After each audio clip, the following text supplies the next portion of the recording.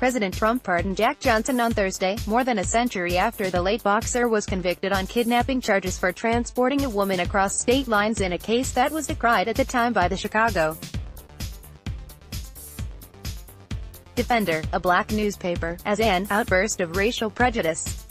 It's not common for individuals to receive a presidential pardon after their deaths, and Johnson joins only two others whose convictions were stripped posthumously by a president. In 1998, Bill Clinton pardoned Lieutenant Henry Oisin Flipper, who was born into slavery and always maintained his innocence after being convicted of conduct unbecoming an officer in 1881. And in 2008, George W. Bush pardoned Charlie Winters, who had been convicted under the 1939 Neutrality Act for his role helping Israel in the 1940s.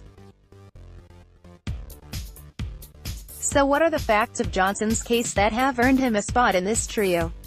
Johnson, the world's first African-American heavyweight boxing champion, was an indomitable figure in the early 1900s.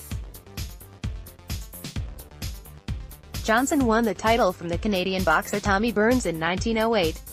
He later lost the title in 1915. During the years between Johnson winning and losing the heavyweight champion title, the boxer fell into legal issues and was repeatedly slammed by the press for his life outside the ring, including blistering criticisms of his romantic relationships with several white women. At the time, it was not just a departure from convention but also dangerous for a black man to court a white woman, and laws against interracial marriage had not yet been declared unconstitutional by the Supreme Court. One of those relationships would lead to the conviction for which he was pardoned this week. In 1912, Johnson met Lucille Cameron, an 18-year-old white prostitute. Later that year, Cameron's mother accused Johnson of kidnapping her daughter, saying, per a PBS report that accompanied Ken Burns' Jack Johnson documentary Unforgivable Blackness, that she would rather see my daughter spend the rest of her life in an insane asylum than see her the plaything of a. Johnson was arrested in October 1912 for violating the Mann Act, which outlaws the transportation of women across state lines for immoral purposes. The Mann Act, passed in 1910, was put into place based on officials' assumption that women who were sex workers were coerced into their jobs.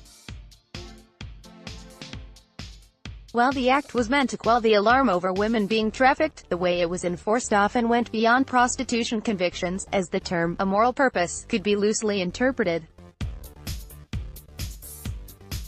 Under the Mann Act, authorities were able to target people they wanted for a variety of reasons.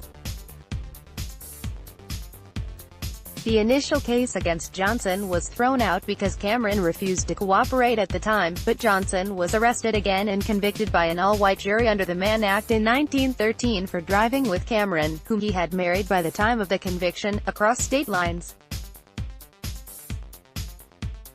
Get your history fix in one place. Sign up for the weekly Time History newsletter. Johnson skipped bail and fled with Cameron to Canada. Over the following 7 years, he and Cameron lived in Europe, South America and Mexico. Johnson eventually surrendered to federal agents in July 1920 and was imprisoned until July 9, 1921. Johnson died in 1946. His family, including his great-great-niece, has long pushed to have him pardoned posthumously. Over the years, their cause gained support from Sylvester Stallone and politicians such as Arizona Senator John McCain and former Senate Majority Leader Harry Reid. Trump on Thursday said he was trying to correct a wrong in our history by pardoning Johnson. "It's my honor to do it," he said. "It's about time."